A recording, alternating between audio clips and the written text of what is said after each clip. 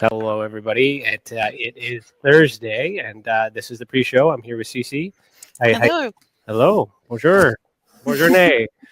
Hello to everybody in the chat. Who do we see here? Dave Portella. Good to see you. Hello. And Stacey, I see you commenting, so that's good. You're working all the levels right now. And then so we got 4 of yous right now, 6 of yous tuning in. So as everybody. Your audio just cut out, Ryan.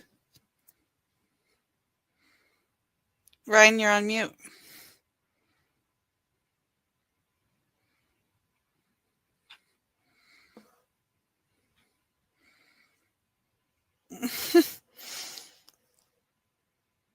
Ryan, can you hear me?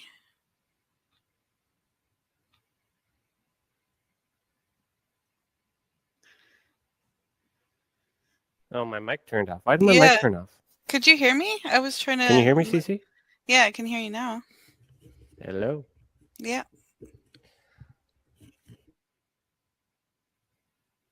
No, now you're muted again.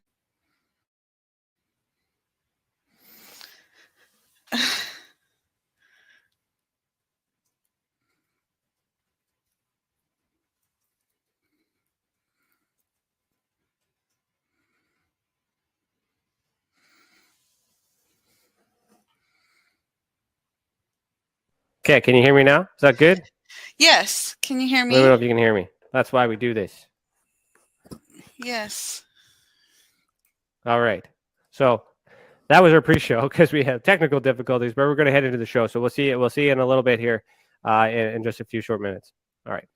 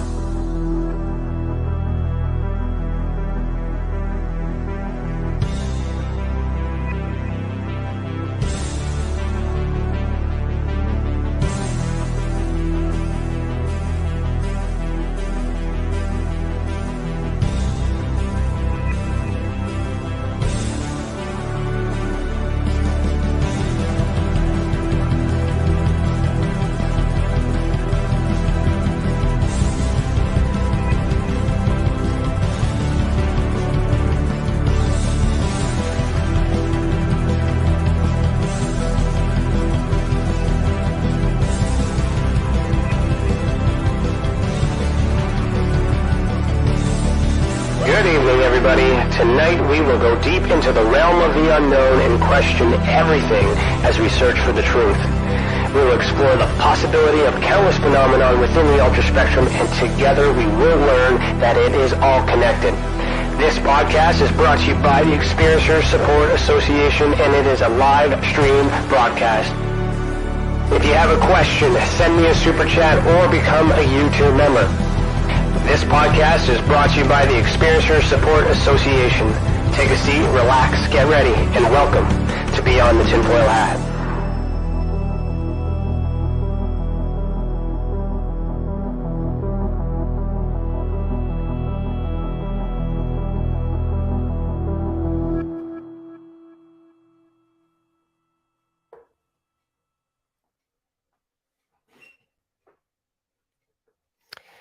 Hello, everybody. Today is Thursday, February 24th, 2022, and I, Ryan Stacey, am your host this evening. I'm a licensed private investigator, a citizen journalist, and the Director of Investigations for the Experiencer Support Association. I'm also the former National Chief Investigator for MUFON Canada and the former International Field Investigator Trainer for MUFON in general. Welcome to the channel, and thank you for joining us this evening. To super chat, click the $ next to your name in the comment box. And if you are in the observation deck, we are inside the Experiencer Hall. Go and put your comments and questions in the chat box. Tonight's theme is hybrids, implants, and ET contact. Our guest for season 4, episode 7 is Les Velez. I hope I said that right. I got that. Les is a graduate of the University of Vermont with a Bachelor of Science degree in business administration. Beginning in September of 1970, he served in the U.S. Army as a field artillery officer and was later vice president of Luscombe Engineering, a Silicon Valley-based manufacturer representative company. He joined MUFON, the Mutual UFO Network, in 1991 and has held the following positions: field investigator, training coordinator for field investigators, assistant state director in Northern California, chairman of the A.E.R.C, which is Abduction Experiencer Research Committee, and team leader of the A.R.T, Abduction Response Team. Also, during that time, he became a facilitator for an abduction support group in San Jose, California, and in 1994 co-founded OPUS, the Organization for Paranormal Understanding and Support. So what's interesting about this bio is this guy is doing a bunch of things in the past that I had no idea even existed, and then somewhere along the line in 2015, I did similar things and created the Experiencer Support Association. So I'm going to, without further ado, we're going to have a conversation from the past to the future and figure out where we're going to end up. So Les, put on your tinfoil hat. How are you doing this evening?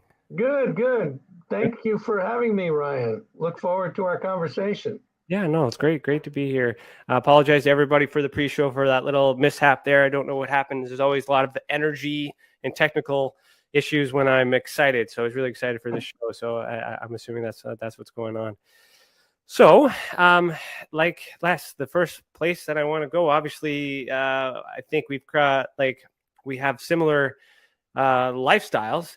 In the sense, I served in the Army as well, but you were in the past, and I haven't. But you're still doing it now, and I haven't heard of OPUS until recently. So it's kind of. But when I heard about OPUS, I didn't realize that you were also part of MUFON. So now me learning that this week when I set you up for that, I'm really excited to talk about that, and I'm hoping that the conversation I'll be able to share some of the experiences and stuff because you've been. With MUFON in a different time, and I don't know where you're at with that now, and a lot of things have changed. So where do you want to start? Well, I think you kind of led me into this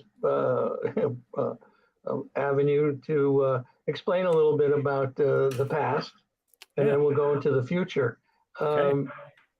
When I was 11 years old, now really going into the past, back in the late 50s, I saw something. It scared the hell out of me. And it caused me to go to the library and start reading about UFOs. And, George Adamski was the big UFO proponent at that point, talking about the Venusians, and his books were fascinating to me. And so, life goes on, and, next thing I know, I'm in college, and then I'm in the service, and then I get married. And in 1985, I moved from Connecticut, where I was living, out to California, to San Jose. And I picked up the San Jose Mercury News, and Stanton Freeman was going to be talking about UFOs and the government cover-up. Okay. And, so that really got me excited. It's like somebody turned the switch on, once again. And so I planned to go to San Jose City College to hear him. And I expected to see just a handful of people there, but the auditorium was packed.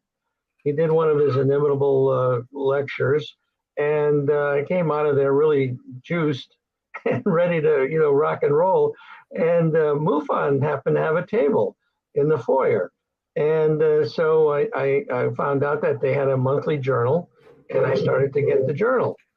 And well, after a while, that wasn't enough. And so I found out that they had a field investigator training program. And so I got the manual, and I passed the test, and I was teamed up with a more senior investigator, and we went out to start investigating cases. And almost without exception, the cases turned out to be not only sightings, but people saying that they had contact with non-human intelligences. And that really, really got my interest. And I said, oh my goodness, this is amazing. And these people asked me, did I know of other people having similar experiences? And I said, yes, I do. And that's when I started to facilitate a support group in San Jose in my office, and on Sunday afternoons. And it was amazing. I started to learn more about the phenomena just listening to these people. And one day I was contacted by a journalist at the Monterey Coast Weekly paper, and he came out and interviewed me on what I was doing, for MUFON. And shortly thereafter, I was contacted by a woman who was also written up in the article, and she wanted to know if I could possibly help her understanding what was going on with her brain when she was in contact with these off-earthly entities. And so I said, well, to myself, I said, I'm not sure how I could possibly help this person. And so then she said that she was working with an emergency room doctor down in Carmel. Well, that triggered a remembrance of another doctor friend of mine that was looking to connect with other experiencers or doctors that are familiar with the topic, I should say. And so I called him up and I said, hey, do you want to go down there and talk to this person? And evidently the other doctor that she was working with was going to be there. And so he said, absolutely, let's go down. So we went one Saturday afternoon, and the afternoon was phenomenal. As we walked into her home, there was a picture on the wall. And she was standing on the back of this rather large vessel.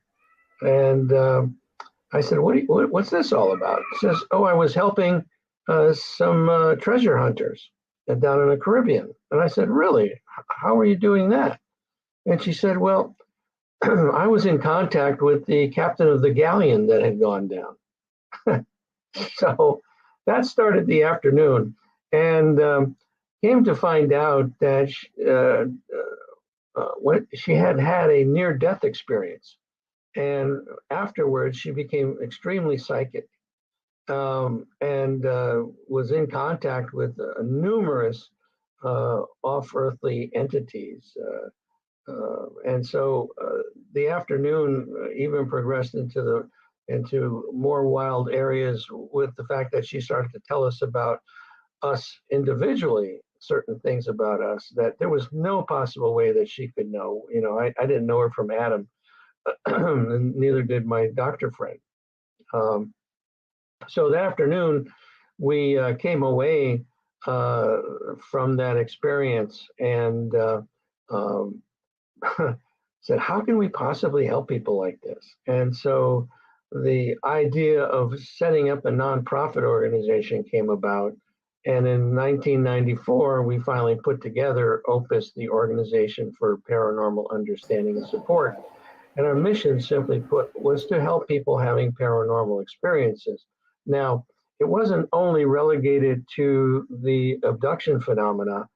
You know, in our mission statement on our website, opusnetwork.org, you'll see in our mission statement, we talk about Kundalini awakening, we talk about poltergeist activity, we talk about, you know, all these other parts of the paranormal that are, you know, I believe are all connected. These are all connected in some way, shape, or form. And so what we've been doing as an organization is basically set up a referral network of therapists that we can you know, tell these people when they come to us into our website, where there's a contact area there. Just fill out a short bit of information, and then we'll contact you, and we will refer therapists hopefully in your area. Now, we're always looking for more therapists because we cover the United States and in Europe in some cases, but we're always looking for more therapists that are familiar with the topic. And then the thing that's really worked out well is the fact that we have an online support group, which has over 300 people in it, talking 24/7 to one another. It's totally confidential. The only way you get into it is going through us, and we do a triage on the person and then bring them into the group.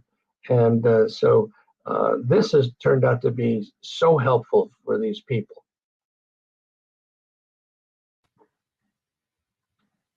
Oh, don't hear you.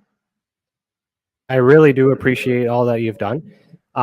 Stacey, I have to bring you in for a second. Can you carry on the conversation? I do apologize. There is an unexpected visitor that I have to go and see. Just carry the conversation. I'll come right back. I promise. Can you hear me? Yeah, I can hear you. Oh, okay. Okay. I'll be right back. I do apologize. This is, I don't know what's going on. So I'll be right back. Okay. Yeah, so Les, you were just telling us about OPUS, correct? Yes. Is there anything else you'd like to say about that? Well, sure.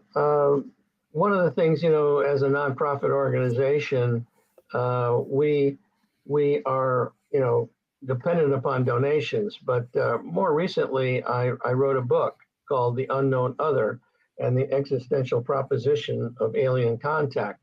And all the proceeds from that book go directly to OPUS. It's on Amazon. It's also on our website, opusnetwork.org. And basically what I do is I cover, you know, a lot of traditional things, but I also brought in a number of other things, including some of the UAP information that the government put out. I also have the omega-3 study, which was a study that we conducted in 2007-8 timeframe that was funded by MUFON, the Mutual UFO Network, where we took 71 people that were basically espoused the fact that they had contact with non-human intelligences, and 51 people that were a control group. And we found out some pretty interesting things. And the bottom line is that these people did not have a psychopathology. They were not fantasy prone. They had a totally different worldview after their experiences, and they felt that there was a sentient, purposive type source that they were in contact with, and that they were more benevolent than malevolent and more benign than malignant. And they had also differences in their temporal lobe activity, which was interesting.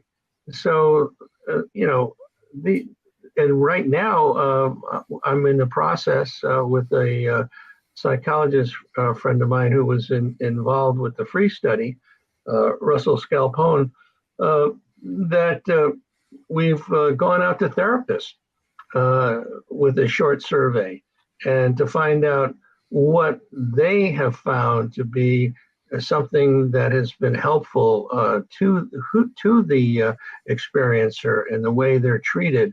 And of course, the one thing we found out right away is that the experiencers were looking to reduce stress, but they were looking also for an empathetic listener, someone to really listen to their stories, because in a lot of cases, these people have nowhere to turn. A lot of them have gone to psychologists or psychiatrists, and thinking that they're crazy, but the bottom line they find out is that they're not. And so then what? Where do you go? Where do you go? Who do you turn to? But a lot of times they can't turn to family members, they can't turn to clergy, because they're shunned, or people think they're crazy. And so the bottom line is that this type of organization is something that's very important to these people, and something that they can turn to and get the kind of help that they're looking for. That's awesome. So the book, The Unknown, is that some of your study in there? Is that a Yes. breakdown of Yeah, OPUS the study? omega-3 study is in there. That's the first study. The omega-4, which is the follow-on, how clever of us to come up with that, is something that we're in the process of doing. And the second phase of the first phase was going out to therapists. The second phase will be going out to their clients and getting that feedback. And so we will be not only publishing that, in the peer-reviewed journals, but we will certainly have it on our website. And the omega-3 study is on our website, again, opusnetwork.org. This whole topic is something that I think is so important for people to understand that there is a resource out there, and there are other organizations that are doing similar things, and it's almost like we don't have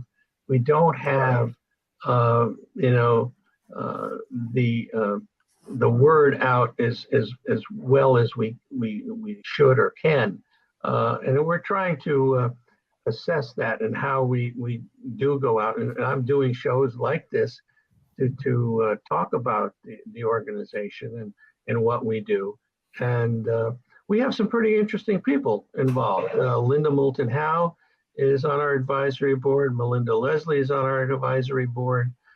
Terry Lovelace is on our advisory board. Yvonne Smith is on our advisory board.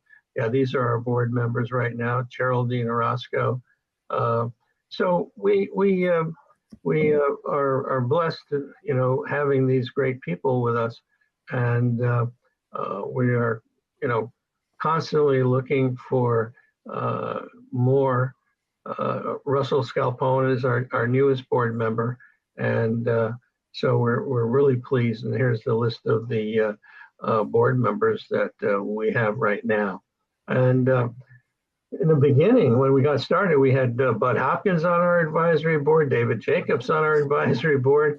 Matter of fact, in the book, I talk about the beginning of Opus and in much more detail as far as who was involved and the types of things we were doing.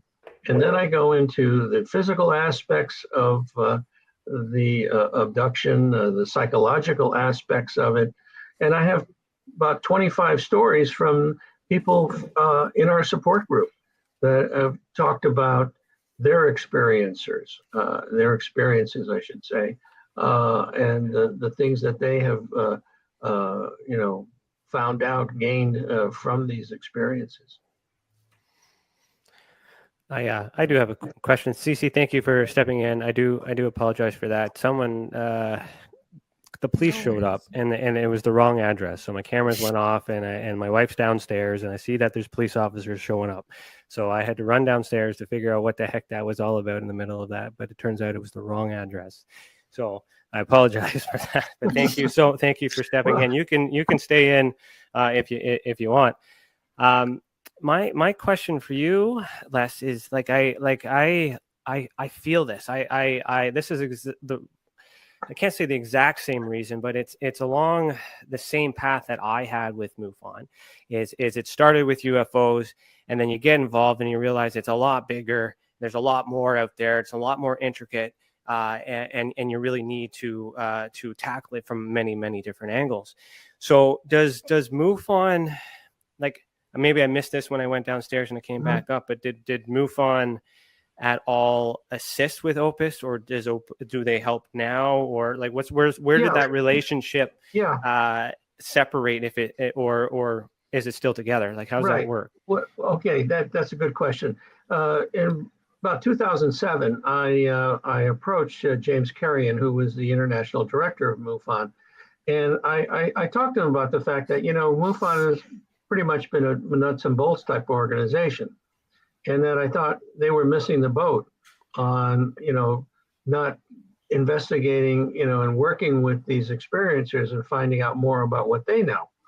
And so, and MUFON did not have a method of dealing with these people. So when phone calls came in, they were handled haphazardly. So I told him, I said, I'd be happy to take that task on. And so what happened was that they began to send me phone calls, recorded phone calls from people that have contacted the headquarters. And so I started to talk to these people and return their calls and try to help them out as best I could. And so that relationship went on for quite a while. And then finally, MUFON decided, the light bulb went off that they should probably be doing this. And so Kathleen Martin stepped in, and she set up the organization called the E.R.T. It was called the Experiencer Research Team, but now it's the Experiencer Resource Team. And I'm a member of the MUFON E.R.T. as a research consultant now. And since I'm not a field investigator anymore, I pulled out of that. Was it? Did Kathleen retire from that? Is she? Who's it? Yeah, she got very busy with other things, and so she passed the baton to Gwen Farrell. Okay. And so Gwen is doing it along with George Medich, who has been involved since the beginning as well, and they're doing a great job. And so we have monthly Zoom meetings that I attend as well, and so that relationship has changed, but I'm still involved in a way, and I'm utilizing some of the members of the E.R.T. team, including Kathleen, to look over our survey of not only the therapists, but the upcoming survey that's going to go out to the clients of the therapists that we contact. So it's we're still hanging in there, doing our thing with them, and that's great. Like, my perspective, because being in Canada, so this is what's blowing my mind, is that like this stuff existed, but because Canada was an international, different organization than national, we were independently run. We had to run it, the way that we did it, but we still had to connect. So I was part of the Experiencer Research Team, and I assisted Kathleen as well, and I met her a few times, especially with Stan Freeman as well here in Canada. But like, I'm notorious for bringing up that word paranormal, because when I was the field investigator trainer, I was always batting around that idea, like, what do we do with the paranormal stuff? And then I met this lovely gentleman by the name of Steve Hutchins, and love him or hate him, but he had a very strong opinion against the word paranormal and all this other stuff, which is me talking about all the things that you just explained, yet it's happening.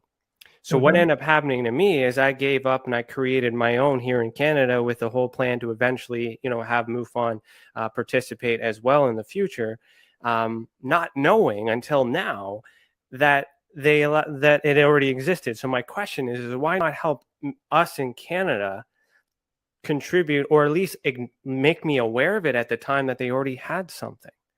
Because I was aware of A.R.T, I was aware of FREE, but yet I was not aware of OPUS. Why am I finding that out now? That's a good question. Because that would have saved me a hell of a lot of work, I tell you. You know, I could have just joined you from the get-go, and Right. and then here we go. Yeah, no, I think there's a lot of other organizations out there that are probably doing similar things, and we don't know each other, which is a problem. As a matter of fact, But within the organization, that's what I'm trying to say. Is I've talked to the same people who you're mentioning. Why wouldn't they Why wouldn't they mention that? Yeah, you know, they have a list of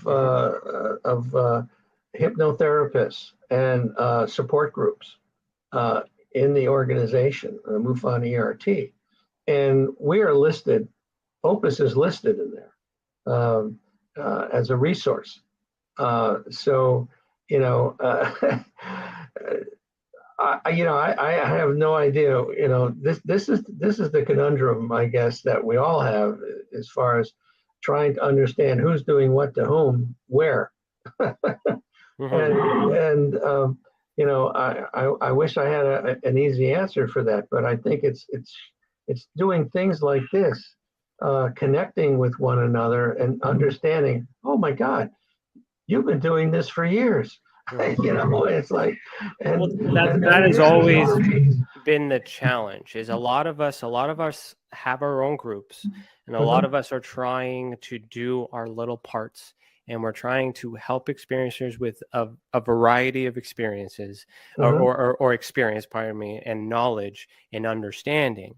And we all talk about working together, but we do work together with our own little groups, but we need to bring the groups together. Yes. And so that is what the Experiencer Support Association is, the idea behind that, by bringing groups together and regulate investigation. So, as you know, I'm focusing on the regulation. So you mentioned survey, because my other follow-up question is if you're not with MUFON, who does the investigation, who regulates the data? Or do you even collect the data, or is it just strictly support and resources, and the science doesn't matter in that sense because you're providing that service, which is okay? Yeah, there's two parts of that. The MUFON A.R.T is basically a support mechanism. They've been tasked with collecting data, a standardized list of questions has been put together. And that information, without any names or addresses or anything like that, will be put into the CMS system, okay? Because the confidentiality aspects of this is very important. And so are your experiencers aware that it's going into MUFON though? After they come to you? Well, no, if people come to me, okay, in other words, through my OPUS organization, what we do is, as I said, we will refer therapists to these people, and then we have no further contact. And then if they want to go into the support group, we'll put them into the support group, and they're talking to one another 24/7. Okay, and that's it. There's no further contact by me or anybody in our organization. You know, and I monitor all the conversations to make sure that it's you know, remaining neutral. People are, you know, being you know, very open-minded and about the conversations that are going on. If people get on their high horse or start to have problems, then we intervene. But you know, your idea, I think, and I've thought of this too, is that there's got to be a way that there needs to be an international organization that takes all these organizations and, you know, puts them together in some way, shape, or form to understand who's doing what to whom, what resources we each have, how can we share those resources to help these people, because this phenomena is worldwide. There's millions and millions and millions of people having these experiences. And, you know, if you look at the Roper organization that did that study back in the early 90s that Bud Hopkins and David Jacobs started with the help of Robert Bigelow financing it. They said back in those days, there was like 6 million people in the United States alone that were having these types of experiences. Well, take a look at where we are today, and it's a worldwide phenomenon. How many other millions and millions of people are having these experiences? Yeah, it's interesting because like I don't want to say that we are that group, but it's definitely the goal in mind to become that group. Where and the only way that I can comprehend and understand how to regulate is focusing on evidence. So my expertise is in collecting evidence as a private investigator and a policing background and military infantry. So I've created. So obviously you're familiar with the Hynek and Velez classification scale. I've used that for many years. It does not work for paranormal. But I've created what we call the ultra spectrum classification system, which is an advanced classification system. I had many conversations with Paul Hynek to make sure that no offense was taken, and he considers it to be robust to enhance. It includes Velez system, and it also includes the concepts of John Keel in his super spectrum. So what I've done is I've created an evidence-based system that allows us to repackage whatever system anyone else uses to break it down into a universal language. As an example, UFO and UAP. Those are two words used to describe the same thing. Someone might call it a UFO, someone might call it a UAP, or the paranormal people might just call it a paranormal orb, a ghost orb. But yet, what makes that in common between everybody is that it's in the sky. So we call it aerial activity. And then when we look into the methods, like some people can see it and take pictures of it. Some people can hear it, but other people are seeing it in their mind. And in order to make that credible, we've established a sensory category, so to allow what we're calling psychogenic. So the mental possibility of seeing it in your mind, and then we work through our investigating process. Then we're able to compare the visuals, where it doesn't really matter the methods, but then it brings everybody back together. So that way, MUFON. So you say MUFON for an example, who calls it a UFO? We can do a work, repackage it, and we can and repackage and do a whole group thing, and then give it back to MUFON and say, okay, this. Even though it's a paranormal orb, we can speak their language. Right. So part of that is regulating the language. We need a universal, because we have archetypes. That's always been my problem. Is we don't know how people are raised, and we don't know if what they think they saw is what they really saw. But you need to balance that, because you want them to feel believed, or you want to believe them. I believe that something has happened, but I may not believe that what you said happened is what really happened. So how do you challenge that? How do you hero that? How do you deal with situations like that? I think one of the things too that I'm dealing with right now is we use the terminology non-human intelligences, but how does that cover seeing your long dead relative? Okay. No, because it was a human at one time. Okay, and so it's coming back in a form that you recognize, and so it is human to you. And so how do you categorize orbs as a non-human intelligence? Maybe it is a non-human, but so I think there needs to be some kind of terminology that will cover all the bases, whether it's poltergeist activity, whether it's your long lost dead relative that you're seeing, spiritual awakening, kundalini type of experiences, all of that because as we've started to go out to some of the therapists, when I've talked about non-human intelligence, the first thing one of them said to me says, well, what about the long dead relative that comes back? Is that categorized non-human? Well, see, that's interpretation, right? So to go to the orb as an example, that to me is a sensory display. That's the group. And then the type would be aerial activity because it's in the air.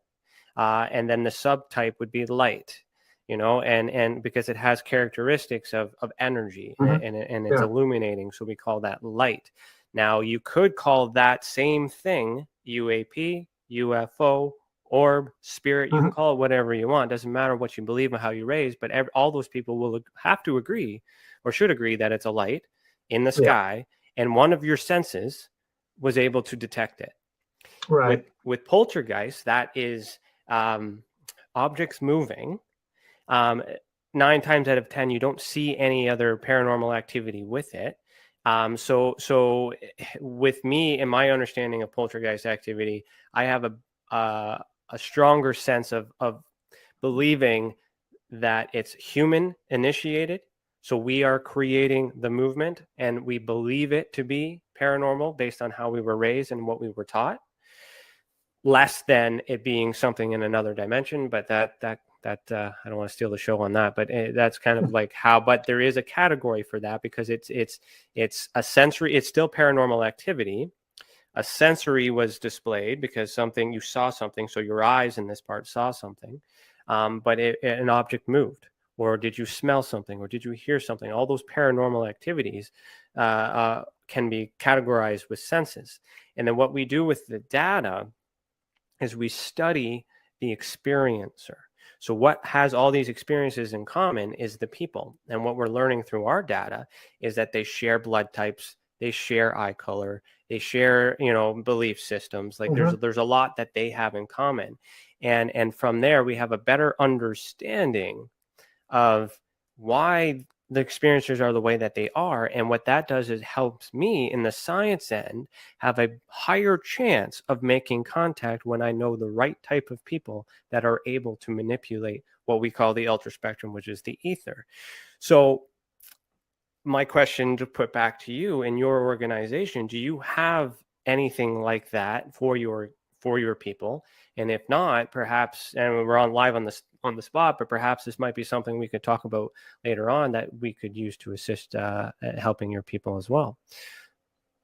Yeah, and again, what's very interesting about the support group is that it is people that are having wide experiences in all those areas for many years, and so they posit various thoughts that they personally have with regard to all of this, and it resonates with these people that are having similar circumstances, and so it is proved to be probably the most important thing, because most therapists don't have the level of experience dealing with these experiencers that is really necessary to fully understand it. As long as they can reduce the stress and be an empathetic listener, that seems to be the most important thing for therapists at this point. But having all the answers, nobody has all the answers. About what I know, and we're still trying to figure that out, but what about patterns? So do you see a pattern that could lead you to a hypothesis as to what is happening? Well, I would say that there's many theories that are out there as far as what something could be, as far as like the hybrid situation.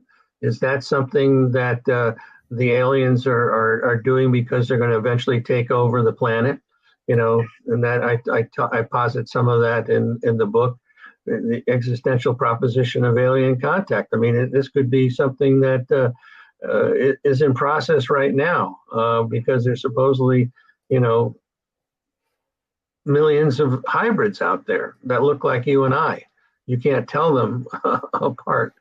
This is the book on Amazon, and so And it's interesting that you can't tell them apart. So from an evidence perspective, like if they look human, they are human until proven otherwise, innocent until proven guilty. Well, So yeah, and also Gary Nolan from Stanford University said, well, it's very difficult to comment about the hybrid process because we don't have alien DNA to compare. But then again, Helen Luttrell wrote a book called Rachel's Eyes that her daughter went to school, Humboldt College in Northern California, with a hybrid that was being delivered food from the military. And she looked very different. Yeah, it's a hell of a book. As a matter of fact, Helen Luttrell was in our support group in San Jose and was regressed by June Steiner, who was the past president of OPUS, who's a hypnotherapist and counselor.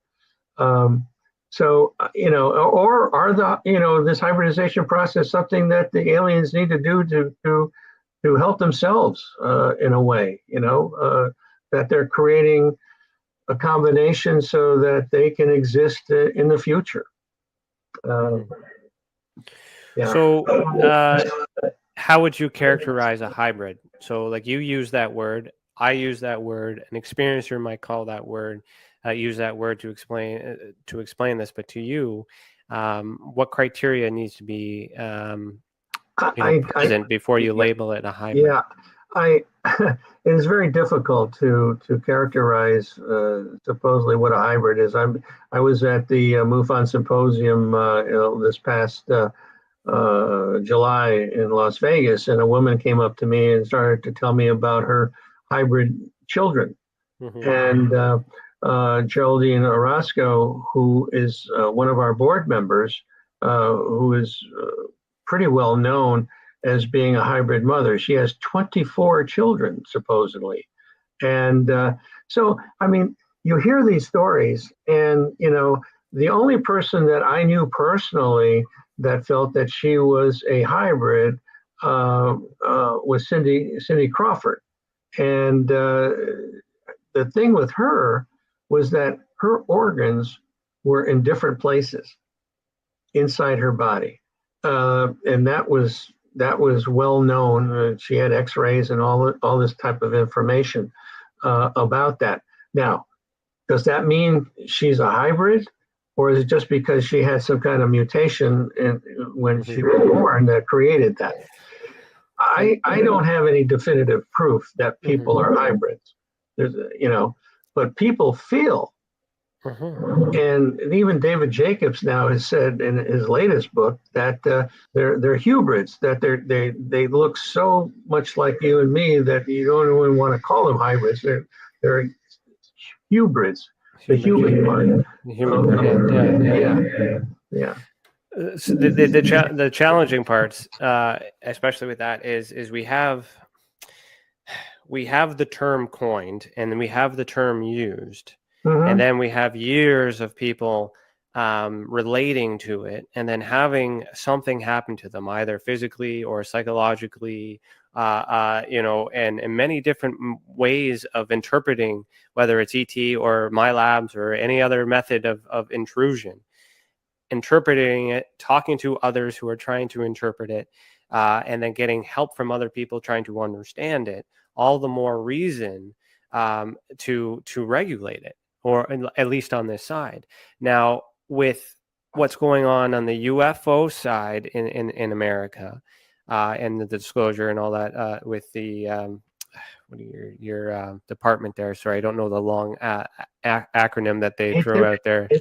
Not ATIP, the new whatever turned out to be, the ASOG or whatever that is. Yeah, right. But do you think that, like, what's your opinion on that? And just to segue into that, and then what I want to kind of lead into is whether or not that's going to be a stepping stone to getting better data to also mention the existence of extraterrestrial, or do you just think it's something just UFOs?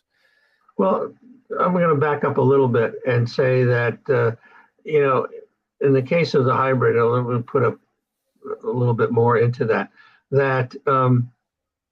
most of these people that claim that they have hybrid children have been on craft. Supposedly, they've seen they've been presented to their supposed children that look very much different than the aliens themselves, and certainly different from us. And so, and they're presented in that way, that these are your children. And of course, in the case of females, eggs have been taken, they've been fertilized, and they have missing fetuses, and things of that nature. So there's a lot of evidence, quote unquote, circumstantial evidence, if you will, that points to the fact that, yes, there's a hybridization process going on. So they exist. Okay, and I'll leave it at that. Now, does that mean it's now you're determining who's in control of that? Could it be human? Could human beings be responsible for the program, and then them misinterpreting this process as being extraterrestrial? Because some witness ETs in the room, some witness humans in the room. Yeah, and that's been the case. I mean, besides the grays, which are quite common, you'll have mantid type creatures, which the latest information on that they're 99.9% of the time female, and very loving and very much in control.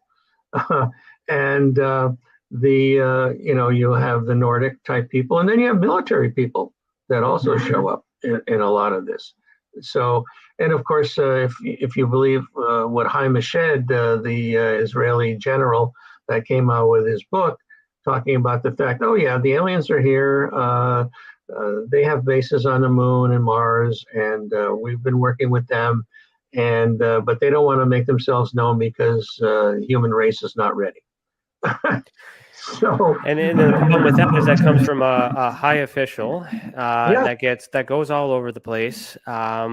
People say it, they questioned his age and all this other stuff and blamed it and had all this circumstantial reasonings for that to not be true.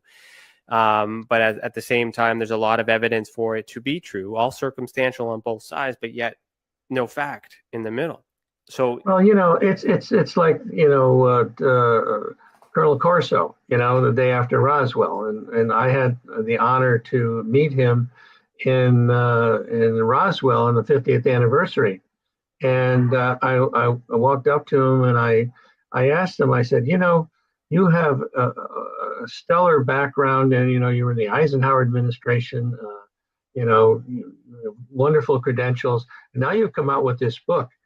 Are you worried about what's going to happen to your reputation and things like that? He says, hell no.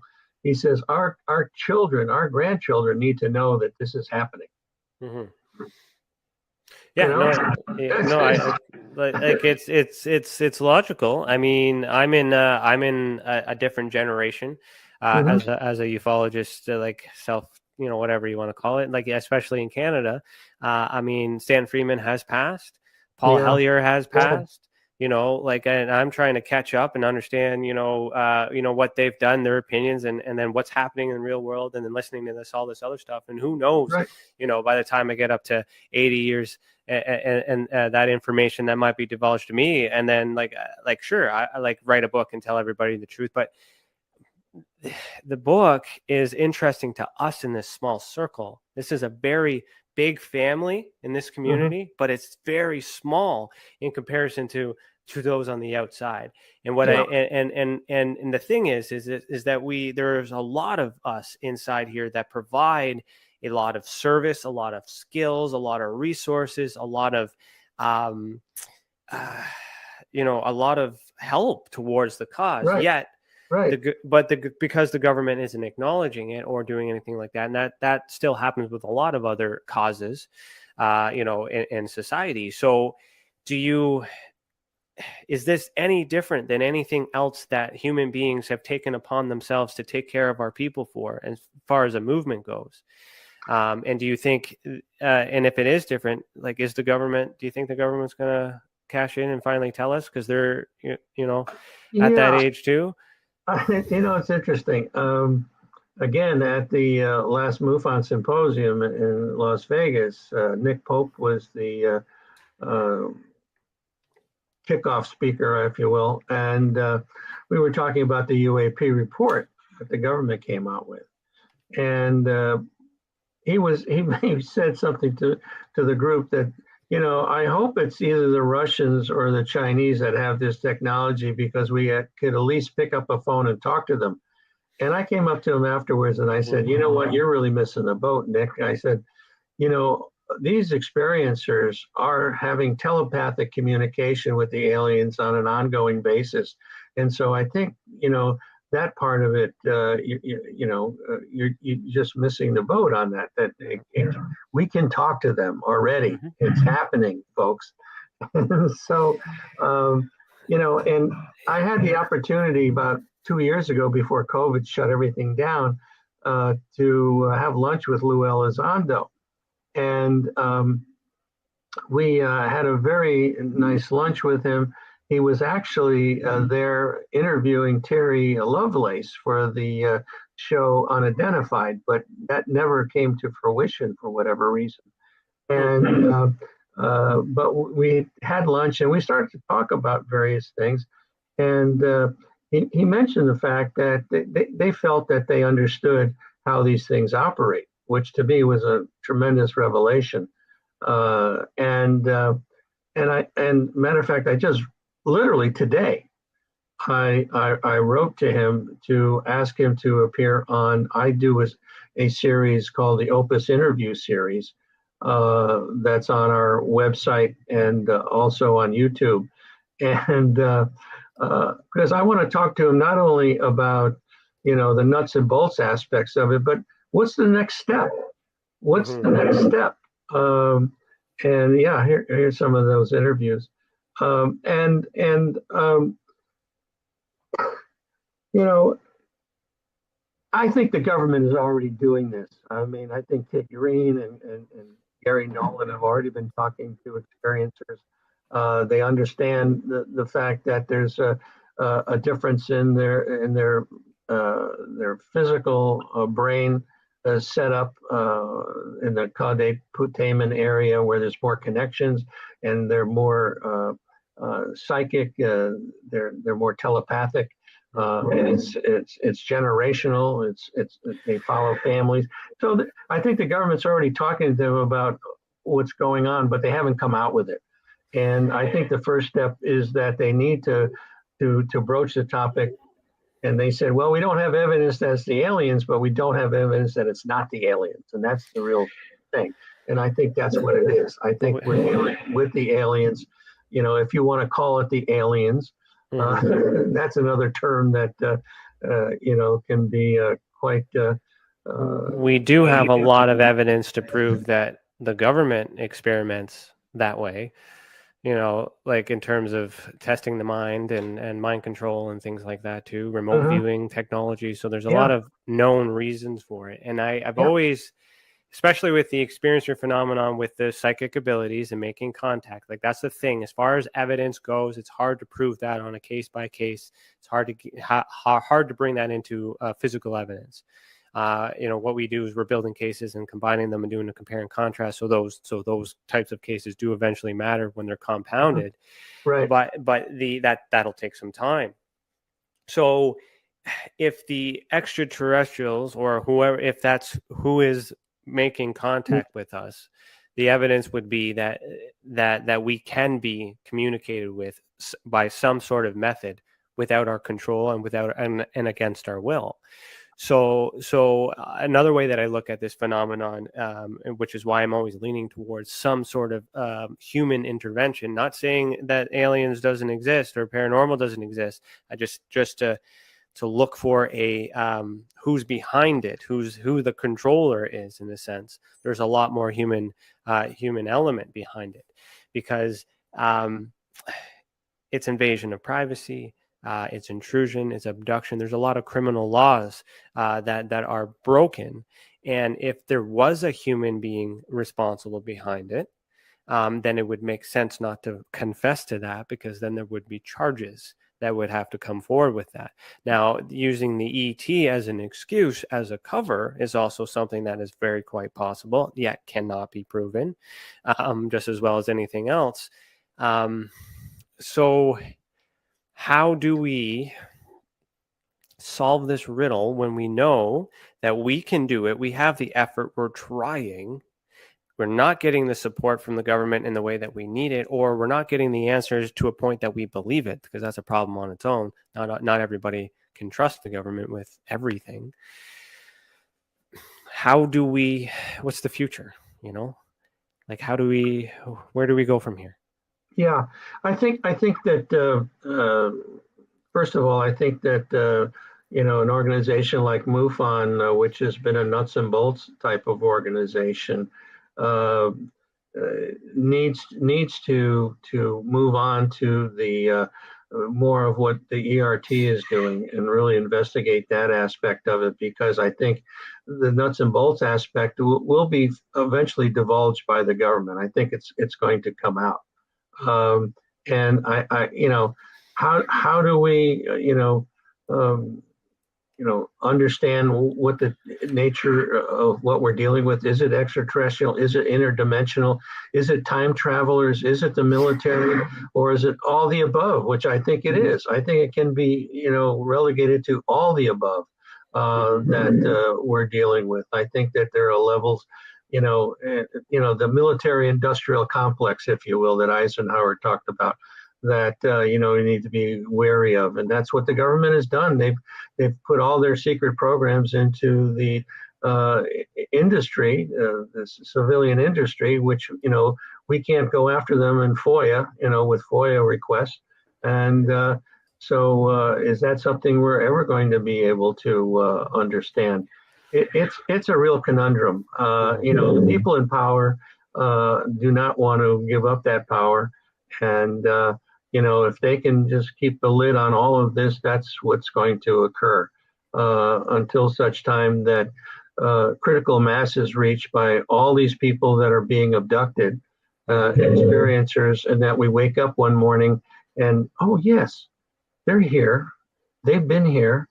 They've been, doing things, and it's not going to be one day a giant disclosure. It's going to be a confirmation that, oh yeah, it's been happening, folks.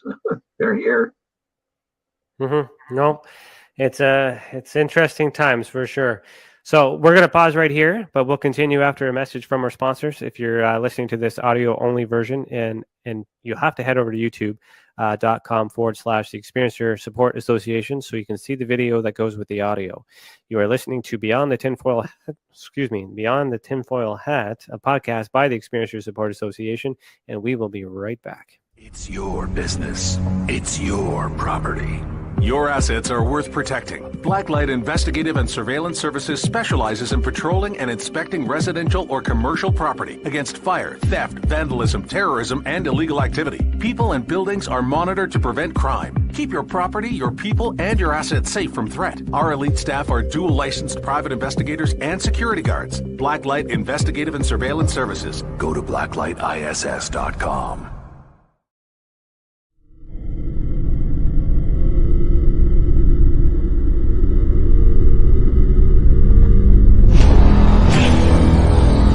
The same thing that draws aliens to our planet is the same thing that draws us to others.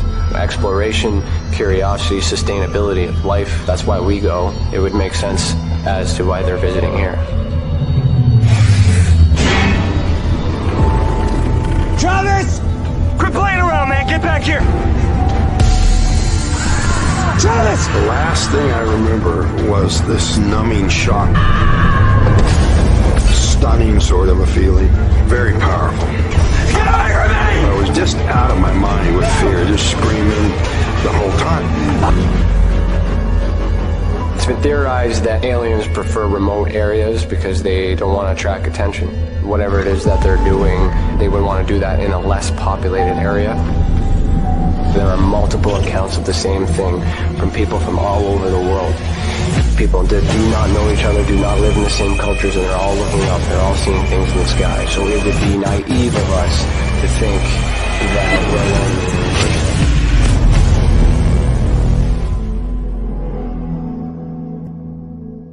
Ryan is one of Canada's leading new UFO investigators.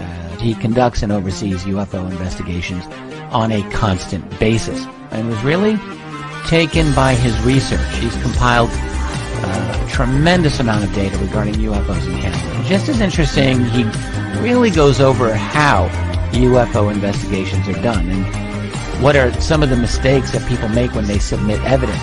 Note for starters, don't edit your videos or photos before you send them.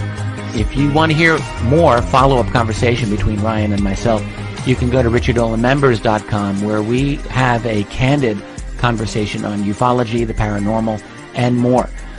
And remember, while we learn and grow and search for the truth, let's be good to each other.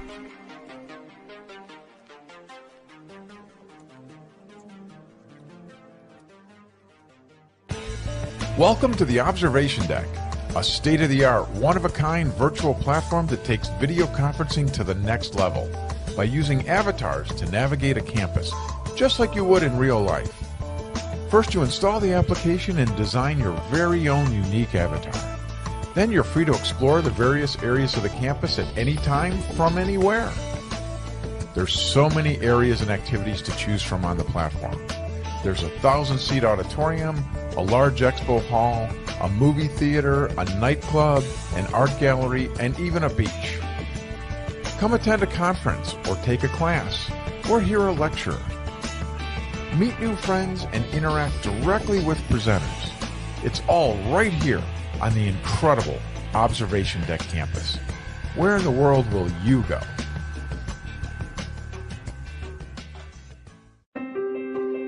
Have you ever wondered, or maybe just thought to yourself, if there were others just like you? You know, people with extraordinary abilities, psychogenic advancement, and perhaps unique intuitions.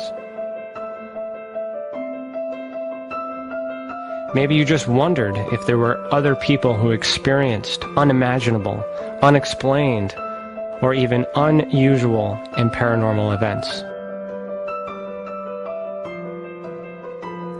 Are there people who have more questions, more fears than answers?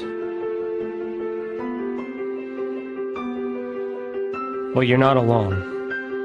You've never been alone. We believe you. Sign up for EA today by going to tesacan.org/EA. That's TESACAN.org/EA.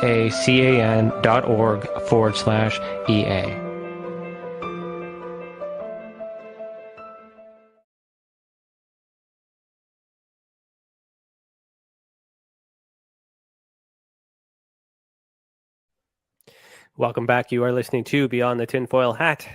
Did you know we have a private community chat for our members on our YouTube channel? If you become a member, you will get bonus content like exclusive videos, including bloopers, behind the scenes, and members-only Q&A.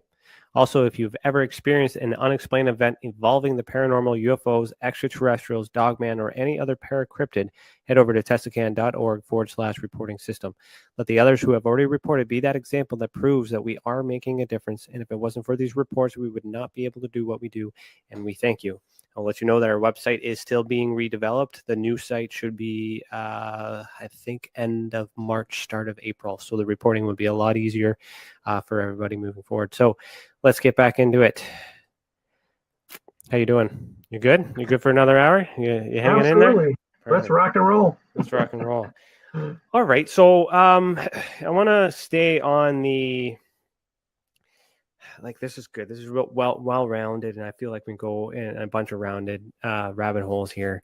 But we don't talk too much about contact or abductions, I should say, or visitations is what we call them, to be a little bit more neutral. Neutral. Yeah, because abduction implies, this is another thing that we try to do by removing those archetypes and labels, especially when we compare the Hynek classification scale, Hynek Vallée, when it's close encounter, we call it close experience, because we don't want to just assume right off the bat that it's a negative experience, because some people do report positive stuff as well. So for visitations, are there any for you? Are there any markers, any psychological or physical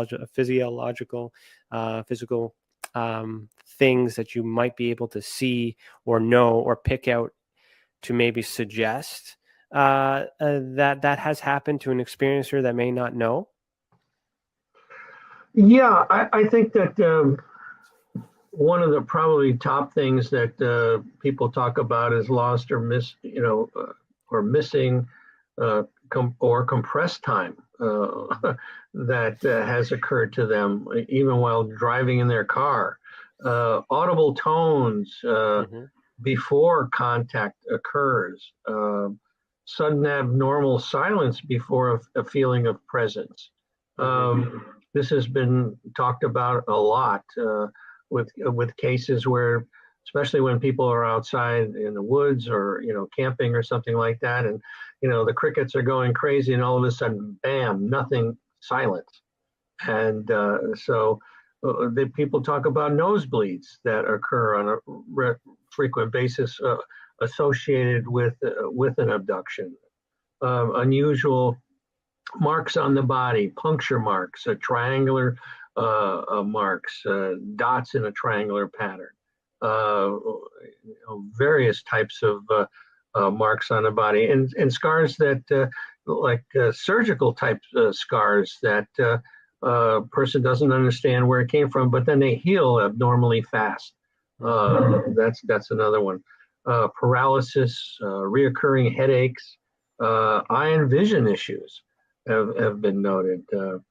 And then the ability to move through solid objects, walls, windows. I had a case that took place near in Dayton, Ohio, near Wright-Patterson Air Force Base, where a young boy was transported with his blanket through a window, and the blanket got stuck in the window. And the authorities, the military, came and confiscated the whole window.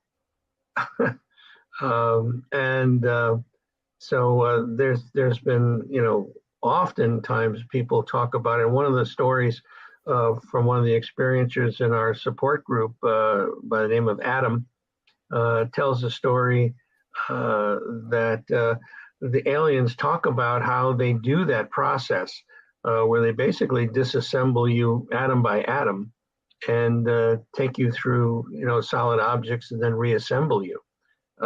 So that's pretty amazing. It's like the old transporter, I was thinking of The Fly, the movie The Fly. Remember? Yeah.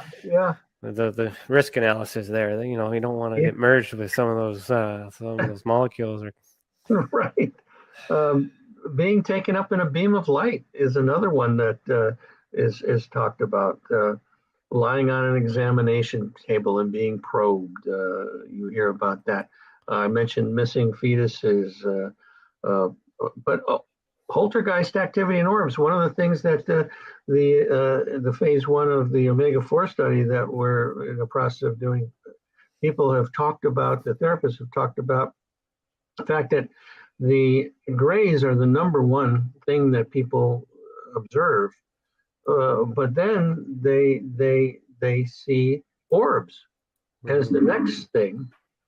Interdimensional type entities, and then poltergeist activity are the 4 major things that seem to be very common. Certainly telepathic abilities, psychic abilities. One of the things interesting that they talk about metallic taste in the mouth that occurs. And one of the, also another thing in the book, I talk about the physics behind some of these physical manifestations that can be related to microwave energy, X-rays, gamma rays, various types of electromagnetic frequencies that occur. And whether that's alien generated or, us or someone, you've heard about these cases where in the consulates around the world, people are coming down with, real issues. And they feel perhaps that it's microwave energy that something is generating to cause these people to have physical issues. We need to understand the why, though. See, I like the. How do you, the crime element comes in with me, what's the reason behind it? Why? How have they gotten away with it? How is it possible? it's because I wear two hats, like in the PI evidence court, lawyers, they need me to answer questions. So whatever the question is I have to provide and build a case to get to answer the question, or provide evidence to support the possibility of the scenario. So in that world, it is difficult to get tangible evidence to convince in the court of law that, other than a large sample coming forward and saying the same thing. But yet, if it's in our mind, and then that's collectively, not saying it doesn't happen, not saying it is happening. It's either the government is doing it on purpose and we need to know why, or something extraterrestrial is doing it and we don't know why. And the other why we need to know if it's extraterrestrial is why the government isn't doing anything to counter it. And if they aren't doing anything to counter it, it seems plausible that they are working together. So even if you look at it from a mythology, a criminology aspect, to try to understand, put yourself in everybody's shoes, there has to be some sort of government involvement in all scenarios. So even if the extraterrestrials exists, it's being allowed, or maybe it can't be controlled. Now, what is your opinion if you were in charge of you were the government, right? The president of the United States, and you had this information and you couldn't do anything about it? Yeah, it's a real problem. Mm-hmm. If you believe the stories about Eisenhower meeting with the aliens out at Holloman, I guess it was, Air Force Base, and they made an agreement that the aliens could abduct people, and we would get certain technology from them. Well, they didn't get my vote for that. That's for sure. No, of course not. Of course not. So that's one scenario. Or the other scenario is that we have no control, and they're doing whatever the hell they want to do, and based on the technology, which would make sense why they're deflecting and why they're avoiding and not telling us. Because what's better, to say that it exists because that ruins everything, or to say we don't know anything about it and we can't have control, because there's that fear element that will come as a result, because there's a lot that's going to go into that yes. If a yes to UFOs means yes to everything we just talked about. You cannot say yes to one of these things. Yeah, people in power don't want to lose power, and if the minute they open up and say, well, they're here, they're doing whatever the hell they want, we can't control it. Well, that's a real problem. That's a real problem. So I guess they would take care of Putin, though. I wish, and knock him out. That's real time. That's real. Yeah, real stuff happening right now. Oh my God! I mean, it's tragic. It's tragic that this is going on. I mean, he's done this 3 other times, and we have done nothing to, have any consequences for him. So he's just going to keep doing what he's doing, until, one day somebody's going to smack him in the face and stop him. But I don't know who that's going to be. It is a very serious situation, and I don't want to talk ill on either side of the scenario of all the stuff going on, but I did read alternative theories and then and suggestions. And what is your thoughts on if this continues in the air? Do you think we might actually see some UFO tech being used? Well, I don't think so. I don't think so. I don't think they'd want to show their hand if somebody has that technology. Not at this point. I don't think it's necessary at this point. But you never know. You never know. It would be the best time. Everything's the stage is set. If you look at everything else that has happened and the timing. How are you with astrology and numerology and synchronicities and things like that? Are you Synchronicity? Yes, I'm totally down with that. Astrology, Mhm. I'm not that aware of it. I haven't really looked into it that much. Well, we're But 2 days away from the the 2222 Tuesday event, and Pluto is mhm. on its return. Like, this is like a reset time. And then, like, so it's just for me, like, there's a lot of I wouldn't say predicted the war. Like, everybody else knows that this was all coming. It's been in the news for a while, but just like looking at everything else in many other angles as a risk analysis, um, you know, if I was a betting man, I was off by 2 days. So like and it feels weird to kind of see how everything's progressing. And when I have this saying called "heed the world," which means watch the world, which means pay attention to everything that's going on, Mhm. and how much of this is distracting? What is it distracting from us? We have a pandemic that's going on as well. That could easily be compared to that analogy that I used with the scenarios with aliens. Maybe they can't control it, and they had to do all these things and measures in place without instead of telling us that they couldn't control it. So there's a lot going on. So with Oh, yeah. everything else going on, is it possible that the government is just like UFOs are nothing because it's small in comparison to everything else that's going on? And if that's true, then that's machines and government. We can forget about that. But where are these ETs and extraterrestrials coming from? Because that's not being talked about. That's being missed. You get what I'm saying?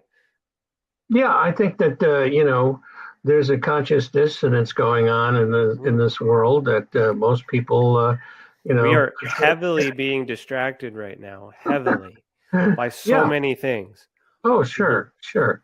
And people get up in the morning, have breakfast, go to work, come home in the evening, have dinner, watch a little TV, go to bed. Next day they do the same damn thing. Well, you and I are able to do some other more creative things, which is great. But at the same time, the world has a different scenario, a different agenda, and you know these things have been boiling for a long time, specifically with Russia. I mean that whole situation with the Ukraine goes back, decades, and so this is like the culmination of a lot of crap that was going on over there. But Where I was kind of leading into is the support element. We need a lot.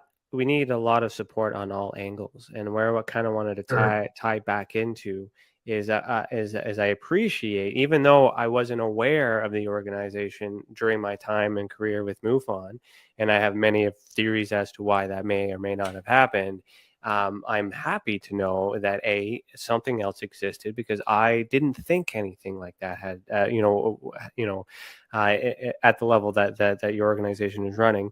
Meeting, I don't know when Linda Moulton Howe had joined. I had spent many conversations with her as well in the past, and she never mentioned OPUS. So, there's just a lot of, we're so together, but yet we're so far apart. So that there's no way that one group could be able to successfully take care of their own or everybody in the entire world. So just like there's a United Nations that's working together right now with this, that's what TESSA is. TESSA is trying to become that United Nations within ufology and experiencers, so that we can have. What have you done to reach out to other organizations? The offer essentially comes with data. So what we want is to be able to regulate and repackage and create a universal language to explain to all audiences, including paranormal people and UFO people, how to communicate with each other, so we can share data and quantify it. Right. And from there, have it at that level so we can bring it up to a scientific level for review. Because there's a lot of scientists out there that are pulling their hairs out because they can't do anything because they don't have the right numbers. So with us, the goal is to make sure that we have the best evidence possible, in all these cases, so that way the experts can do what they need to do and silo it. So we collect everything, pool it, and then splinter it to the aces in their places. So we're looking for organizations that are kind of that have that reach and have that connection, because the experiencer is choosing you through your network. We don't need to say tell your people to come to us instead of you. It's happy to know that they're aware of you, and they're aware of us, and by choice they're choosing to get help, and there's people helping them. And what we're trying to do by bringing the organizations together is to magnify the reach, so that way we can help more. But it has to be regulated in the sense that we're all hitting those elements. We're providing that support, that referral, but we're also doing the investigations to verify and validate and regulate to make sure we're referring them to the right people with the right credentials. It's not a schoolyard like it has been. We're insured, we're bondable. It's a private investigating firm doing investigations. So that's the main thing. There's a lot of credible people and researchers out there, but you get what you pay for. So like so we're trying to at least provide a better starting point, so that everyone who's already doing the things that they're doing can do what they're doing better. And I truly believe that it starts with the experiencer, because the experiencer is brave enough to come forward and share their story. That's one thing, but they're not skilled enough to know how to collect the data. So I also work with the experiencers to teach them how to get evidence, so that way we can actually document it and do stuff with it, so we can actually get these answers. So if someone is constantly getting abducted, and to prove whether it's mentally or physically, you could wear a camera to bed. That's a very simple suggestion. And if that camera goes with you, and then you have video evidence, and then there we go, there's the answer. And some people do that, and nothing shows up on the tape. So does that mean they weren't abducted that night? No, sometimes that means it's in the mind, perhaps, and then it's a dream. So then once we categorize it and understand how it's happening, the method that's used to obtain it, because we're also looking into meditation, sleep, contact, CE5, like however they're trying to connect, then refer them to the best of the best in those places to go further. But the thing is, when you mentioned regression earlier, I like to use regression too as a tool, but I would never send them for regression if I had the choice until I had all the data. So until I interviewed them, collected everything, had everything I need, all the evidence available, because once I send them for regression, their chance of believing it to be true will increase, and there's no way that I could talk them back. But at least I have the evidence to support that there's a reason for regression. And then if the answers line up with the case file, then that lends more credibility to the experiencer as well as the person providing the service, because there are people in here who are doing the service for money and they manipulate people. So that's another thing that we help too, is to make sure that the people have the credentials, to make sure that the transaction is legal and proper, and we fight for the people. We report on people who make criminal, who do crime. Like, that's we're privatized. I'm a privatized detective essentially. So like I've created a police department essentially for UFOs. That's the best way to explain it. But I think our organization basically has been a support mechanism. We don't investigate cases. But we could, and then we could refer them to you after, because the trauma. One of the things that they can tick off as far as, do they want to join the online support group? Do they want a referral to a therapist? Do they want their case investigated? And when they click that box, what I tell them is that, we're not set up to investigate these, but please contact MUFON, and I give them the contact information for MUFON. And then if it, in the case of most of these cases, then it would be referred to the A.R.T. Okay. But also now, what you're doing is certainly another aspect of it. So I would be happy to refer people, especially up in Canada. But I'm sure you're doing stuff on Zoom with people investigating cases as well. Yeah, we're doing a whole bunch of things, and I would encourage. I always encourage people to report to as many people as you can, because we also have a variance on how we investigate, and you know what you're looking for. So if you are going to put us on that referral list, which I appreciate, I mean, I would I would want you to refer MUFON as well, because the experiencer should choose.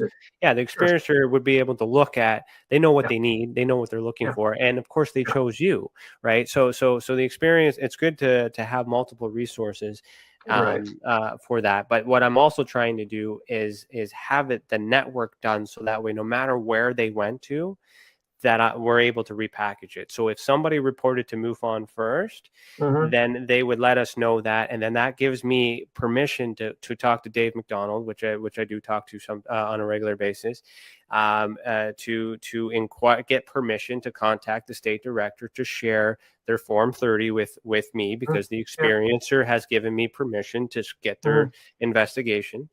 And then we have all the evidence together, and then we build the case together. Because if MUFON helped for a little bit, and then we help for a little bit, and then we carry it on and pass, this experiencer starts to travel and get all this variances of supports. Because what matters to us is that the experiencer isn't keeping it inside, and the experiencer isn't afraid. The experiencer isn't alone. But at the same time, we protect them with by giving them an experiencer ID number and going to bat and keeping all this information out too, to keep their identity hidden. But it's when we notice the trauma, we need a resource as well, because I can't. It's like de-escalating a situation. You get into a bar fight or something like that. You got to de-escalate it before you figure out why the fight started. So a lot of the time, the experiencers will report in a state of panic and concern. And then at sometimes, I already have the data, but then I need to refer them right away. So it would be beneficial as well to refer them to organizations like yourself, so that way I already have the data. They went to you, and then you treated them, or you did your part, but we are able to communicate with each other, so that way I can learn as an investigator how that story from what you've taken in compares to what I already have. And then that will help me establish and remove what the fluff is, remove opinion, remove, all these propaganda and ideas and imaginations, and then figure out what the root is. And then we can actually determine what we're investigating, and then pass that on to the appropriate expert. Sure. So again, running it like a police force, when a crime scene happens, a police officer would need to first establish that there is blood or forensic evidence. They would not collect the sample. They just need to be smart enough to know that it's there, contain it, and then call in the scientist, the CSI, to grab the sample, do the work, wait for the results. The results come back, and then you close the case, and then you give them direction and referrals. So that's essentially what we would do in that aspect, is make sure that everything is available, is collected before it's destroyed. Because if they start with a regression hypnotherapist who believes them and doesn't do an investigative thing first, there's a high chance of their belief being so high that they won't accept the rational ideas or remove some fluff to get down to figuring out what it really is. And that's the challenge, because it's by choice and it's by belief. And that's why I hope that they find us first. But it's not always the case. You get what I'm saying? So the challenges we have had is that when they find the support, there's no longer a need in their mind to have it investigated, because they just believe. And if they just believe, that doesn't mean it's true. And if we investigate it, it also doesn't mean it's true. They have to happen together. Yeah, I think that oftentimes when people contact us and say they want their case investigated, that's truly what they want to have happen. It's good that you follow up with MUFON, but do you get confirmation that from the experiencer that MUFON actually reached out? In some cases we do. Okay. In some cases we get negative responses. So do we. Yeah. And we do a survey on that too, because that teaches us, what we need to do Yeah. to make them happy. Yeah, there's some issues within MUFON.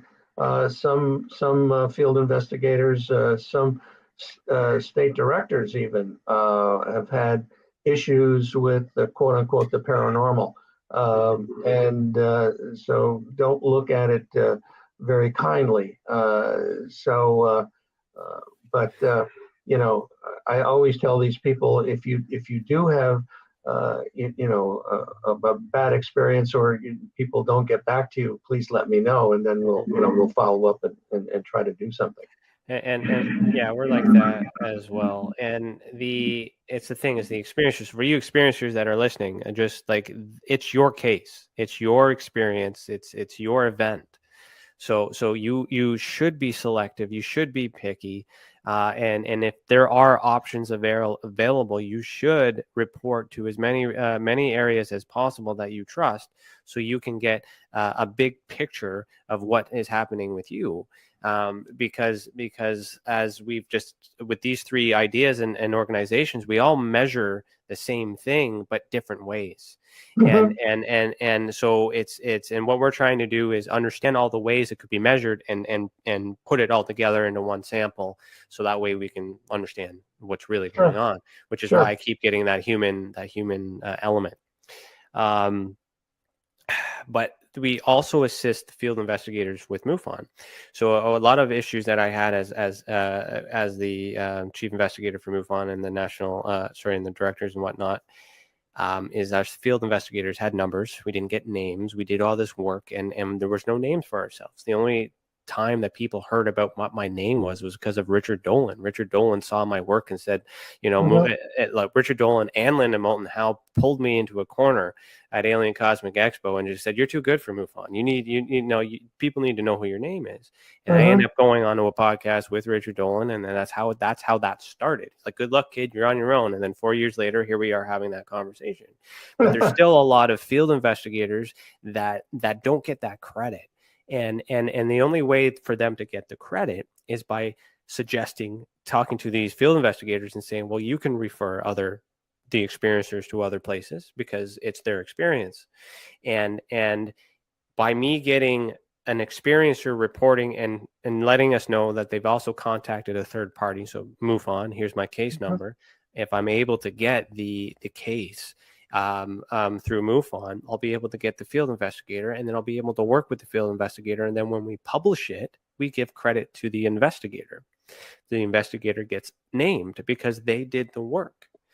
And the thing is, a lot of times when the experiencer finds us after they come through MUFON, they're mad about the organization, but they love the field investigator, and then the field investigator is not their fault because they do their work and they put it in the system, and then the system failed them.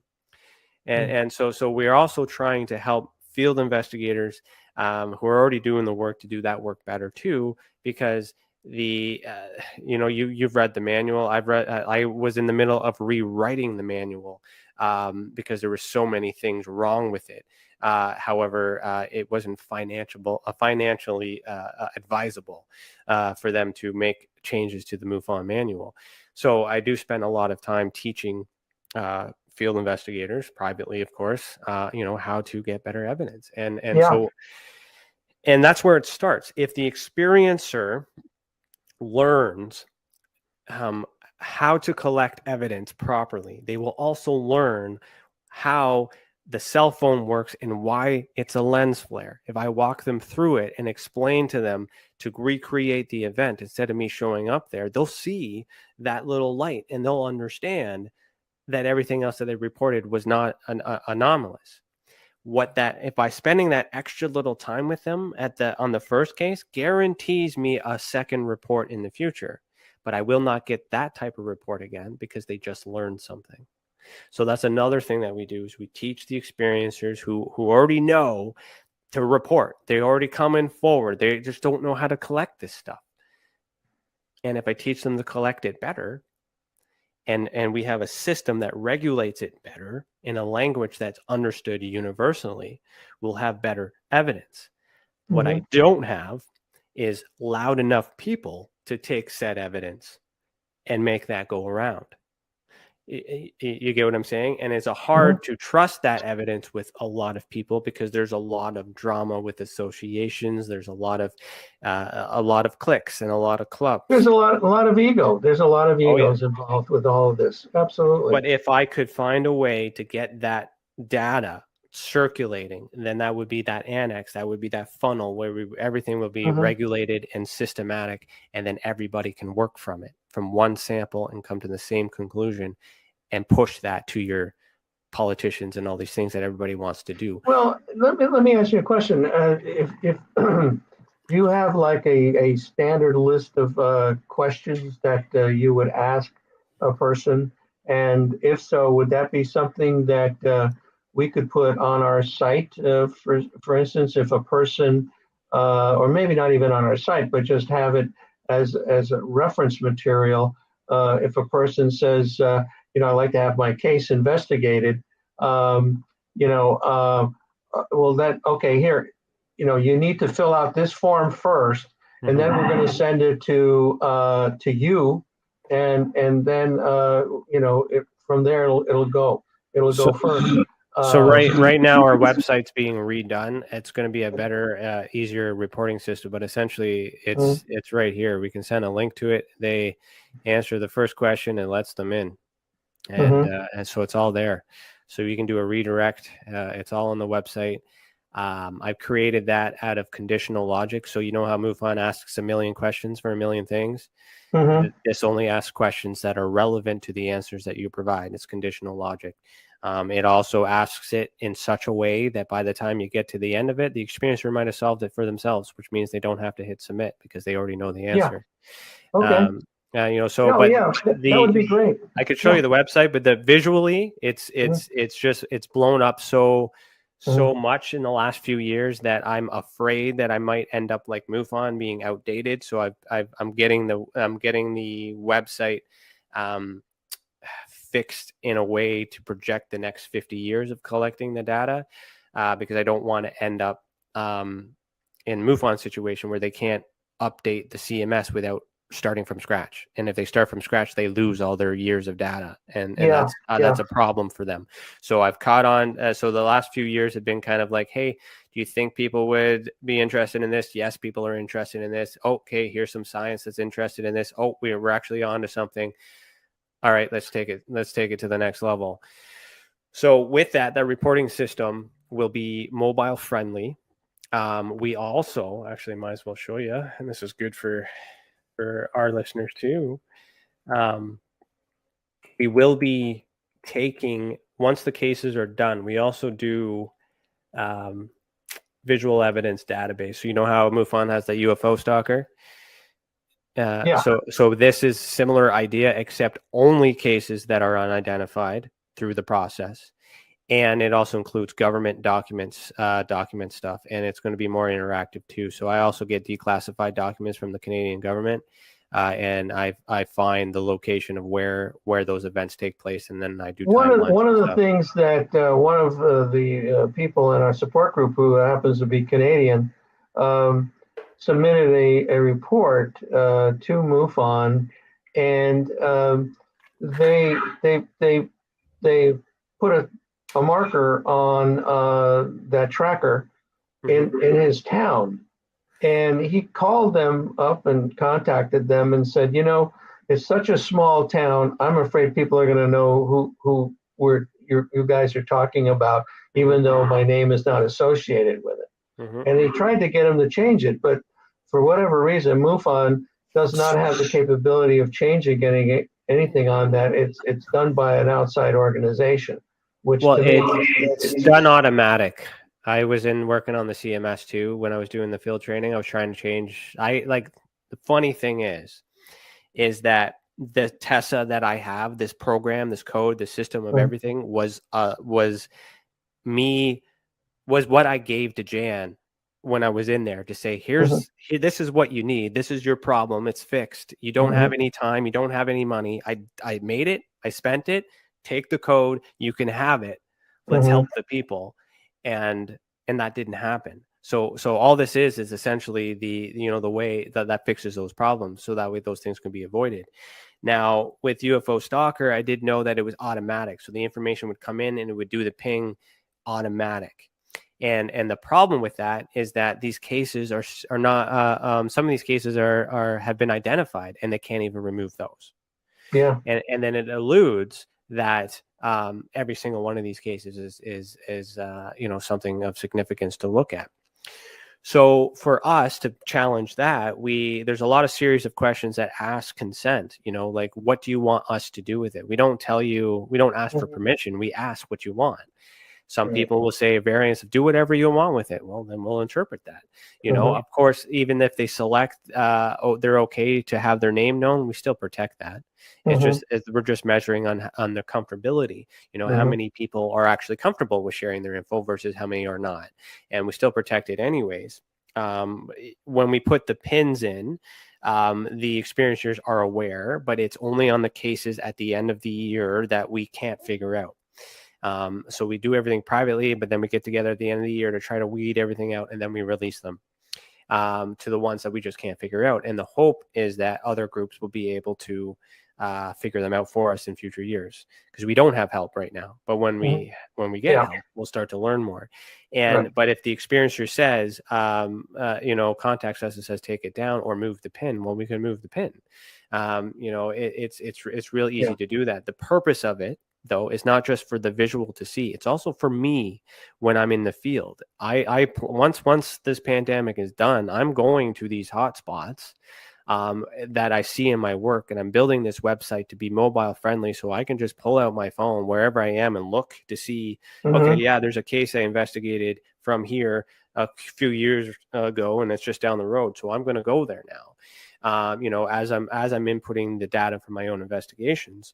And then where that will spear into is, I hope, by setting that example, other countries will contribute. So even though I'm focusing on Canada, I do have some interest on people doing the same for America. I have some interest in UK to do the same with their declassified documents in UK to get this master map of declassified documents, master map of experiencer cases that have been vetted, so we can actually see everything and measure it everywhere. And that could come from MUFON, that could come from OPUS, that can come from anyone. It's just one resource that everybody can use. And I'm also putting all the resources that we use as field investigators online for free for other investigators to use. So we're basically, what I've created is an open concept to MUFON. So that way the field investigators that are doing it can still learn from me without me being part of the organization, because I was removed for identifying the problem of Jan Harzan. And and I'm directly responsible for that. So so I continue to help in that sense, so that everybody can learn from it and contribute. And once everybody's able to contribute in timeline and we have all this information together, we all can learn and we all can grow and adapt and evolve. You just said something, and I have to back you up about Jan Harzan. What did you mean by that? So, to be absolutely clear, as the field investigator, director of field investigator training, a lot of people confided in me and told me issues and things within the organization. Some of those concerns had to do with some of the activities in which Jan Harzan was eventually arrested for. So because information was reported to me, I had the obligation, being a private investigator, owning my private investigating firm, I had the duty of care in order to pass that information on to the authorities. So I don't know indirectly if the information that I had passed on was directly the result of what led to the investigation and the arrest. However, it was in the wheelhouse of the information that was provided to me confidentially. Because I had done that, and I've recently started to talk about it and things like that too, because it was very upsetting, because I was in a, it's upsetting. Jan was a mentor to me, and there's like a whole bunch of things, but I was just in this thing. So for me, it was like, okay, you know what? I don't know if it's true, but I can't ignore it. So I'm going to pass it off to the authorities. And if it's true, then they'll follow the lead and they'll carry on, and then all those other things.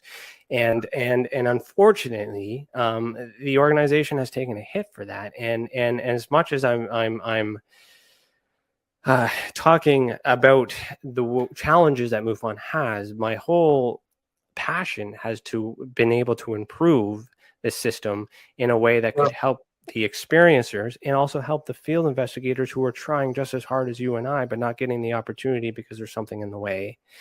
And there's a lot of challenges. There's a lot of laws. There's a lot of legalities. There's a lot of people, but the experiencer doesn't know. The experiencer reports to MUFON because of their marketing and doesn't know that all these things are happening, behind the scenes. To them, they're just waiting for an answer. They don't have an explanation as to why they're not getting an answer. They're just not getting an answer. So anyways, like, I mean, it's I have lots of friends that move on and things like that, but a lot of people have been upset with me and mad at me because, but I mean, how was I supposed to know if it was true? Right? Like, fuck, pardon me, but it was a big surprise to me because I mean, I worked very well with him. And we had many good conversations and everything, and there was never any indication, along those lines. I still haven't heard what the final outcome was. I didn't believe it. I didn't believe it at first, and that's why I was like, I carried a lot of stress and a lot of things on it, and because I did that, it created this huge internal push out, which is why I was removed without them saying anything, because they thought I was stirring shit up. And then I got that whole like, I told you I was right moment, but then in the reality, it's really sad. And I wasn't happy to learn that. There was some indications that it was a setup, and that people were thinking that MUFON was starting to move in a really positive direction and gaining some real traction, and so they took out the leader. I don't know. From my perspective, and I mean, this is the most I've ever talked about it too, is that, reports were made. There was enough evidence for me to not ignore it. So I passed it off, and I trusted the system. And so that's all I can say. Whether my tip even was received or used, I have no way of knowing that. But there are people who know that I was involved, and they're blaming me, thinking that I did that on purpose and all these other things. And there's a lot. So there's a lot of that around. But I'm kind of good that happy to have this. This is live. It's pre-recorded. Like, it's not like, I'm comfortable sharing this honestly. But I just it's like don't shoot the messenger. Don't shoot the messenger. Well, I get that a lot in this business because a lot of people don't understand what an investigator is. We have a lot of researchers, we have a lot of scientists, we have a lot of journalists that do all parts of research and investigations, but they don't know how to interrogate and investigate and follow leads and I wouldn't say entrap, but get to question answered. And then there's that moral compass and that obligation that goes to, okay, this is a really bad thing. What do I do with it? Well, I'm not a police officer, so I can't arrest them. But if I hand it over to a police officer and the evidence is sound, then they'll move forward. So other things that I've done is when people have paid for a service, for regression, as an example, and they didn't get the service. So that's a crime. That's fraud. So like there's a lot of that going on in ufology and paranormal, and a lot of people are the experiencers are victim to manipulating people as well. And it's hard for them to get the care and the support that they need without worrying about this. So that's why I'm in this mix in a way to walk that neutral line so I can understand why things happen. But when that criminal I draw the line at the criminal element, but it's just, it's very dangerous, and it's very hard for me to make sound referrals when there's a lot of noise and theories around misconceptions, because people don't understand why people do the things that they do. And that's also sad. And I spend a lot of time mediating. So that's another thing that I can do by bringing people together, is I mediate and say, like, yeah, okay, you don't like MUFON. I still need MUFON because they're good for some things. You don't have to use MUFON, but I'm going to use MUFON. So you report to me and blah, blah, blah. Right. So I just have to know how to use everybody so everybody can get along. And it's okay if nobody gets along. But then everybody hates me because I know things. And I am a licensed private investigator. I own and operate my own private investigating firm. I mean, I clear a room every time I show my credentials, right? Like it's a tough gig.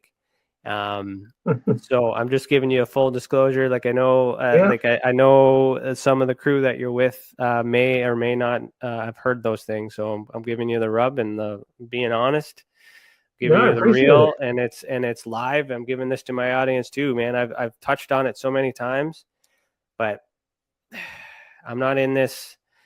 I'm not picking sides. I want the truth.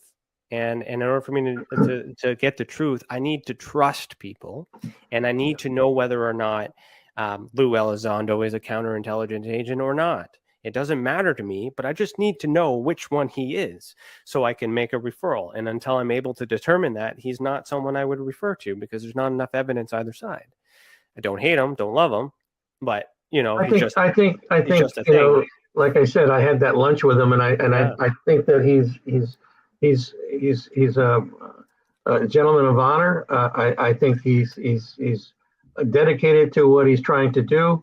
I don't think there's another agenda that he has other than trying to bring out the truth in this phenomenon. So, and it's a part of it. I hope I get to interview him, because I just sent them a request to do an interview. So if I get it, I'll let you know. Yeah, no worries. I won't be on. He won't sit with me, because he knows I'm looking into things, and I'm just trying to understand the truth. I'm not looking. I'm trying to understand, because even in the private investigating world, if I have a parent who is trying to get custody of a child, the first thing I need to, obviously my client who's paying me to get custody for the client, what they don't realize is that I have to first determine whether or not they can be fit to have the child, because they might just be paying me to get support from the proper parent because they lost and they're mad and they're angered. And then I come into this challenge where it's like, okay, you're not fit to have this child, but yet you've paid me. So do I want to get paid today or not? And then there's a lot of situations, even with cheating husbands and wives. I've been in situations where it's like, yep, I found proof that your husband has been cheating on you, or your wife has been cheating on you. What would you like me? What are you going to do when I give you this evidence? Well, I'm going to head over there and I'm going to shoot him. Well, I'm not going to give you that. So you don't have to pay me. I'm not going to be responsible for murder. So like in this UFO community, there's a lot of that. There's no regulations. There's no referee. And you have people defending Lou Elizondo. You have people attacking Lou Elizondo, and you got Lou just saying whatever. I know my truth. I know who cares? But yet there are people fighting against each other. Sure. Because their belief is their belief, and the other belief is their belief. But they're like doxing people. They're threatening each other. It's ugly. But yet this guy, hasn't done anything different. He just did something, and it was interpreted a certain way, and the world just kind of ate it up. And unfortunately, but then that's where it's tough with these experiencers, because they're watching this? What do they believe? Because they were just abducted last night, and they're looking for answers.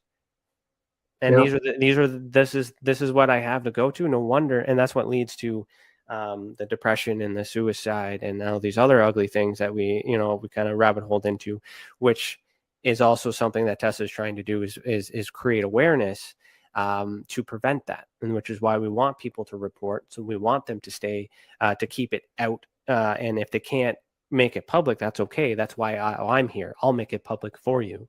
All right. With whatever it is you tell me that you're comfortable with sharing. You don't need to come forward. You just need to know that I have it, and I will compare that with everyone else, and I will punt that forward on behalf of the experiencers.